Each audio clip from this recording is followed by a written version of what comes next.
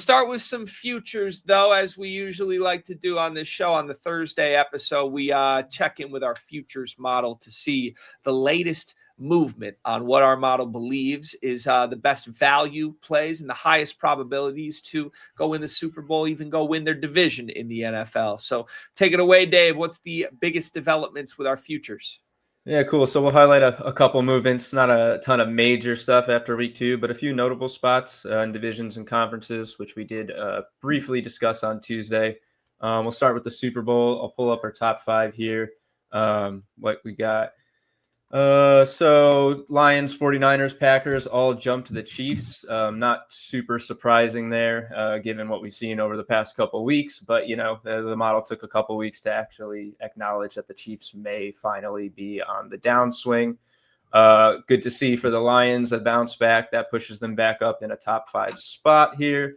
You're not seeing the Packers in this, but they are just outside the top 5 in the 6th place. The model is finally giving them a little maybe late deserved, but the love that they should probably have. What you don't see in here is that the Chargers are continuing to climb. They're up to 4.3% from 2.5% to win the Super Bowl preseason. We talked about them in the AFC last week as actually the biggest mover there. So not surprising to see after another win that they climb a bit higher in Super Bowl projections. Anything else for the Super Bowl? Oh, the 49ers, 6.6% at plus 2,200. Its value. They were plus 2,000 preseason, actually. So you can get a little bit of a better price here. They are 1-1. They are missing Purdy, who may even be back here in week 3. That's kind of still to be determined. I'm going to speculate that it's probably another week or so. I mean, they look pretty good against the Saints. They let the Saints hang in there. But, McCorkle Jones took care of business at the end of the day. And the Lions have risen back up a bit after a brief drop in the odds to, I think, plus 2,000. They're plus 1,500, but at 7.3%, that's a little value. So there's some value to be had in the Super Bowl market if you think it's a top contender here. Certainly something to look at as the next weeks come around. Not much movement in the AFC, so we'll take a quick look at the NFC here. Rams are up 2.6% from preseason. They're now at plus 900, which is a fair price at our 9.4% probability to win the NFC and make it back to the Super Bowl for the second time in 5 years. So pretty good spot for them there. And that's pretty much the main value that you're going to get in the NFC. Anything down below is a long shot. There might be value there, but the teams are at very low percentage probabilities, so you're taking a risk. So quick look at some divisions. AFC South. This is one we talked about on Tuesday.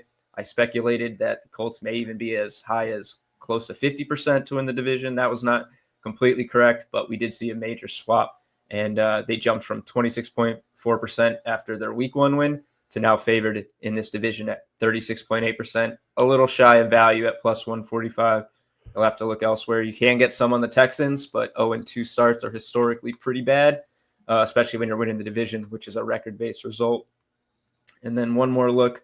We kind of talked about this, but you got the Lions climbing back up the NFC North, as we discussed. Not fair for the Vikings to jump them after one good quarter from J.J. McCarthy. I'm sure you're happy about this, Greg. Yeah, but what a quarter it was from JJ. But yeah, I'll go back to my Detroit Lions thinking we've got a good chance.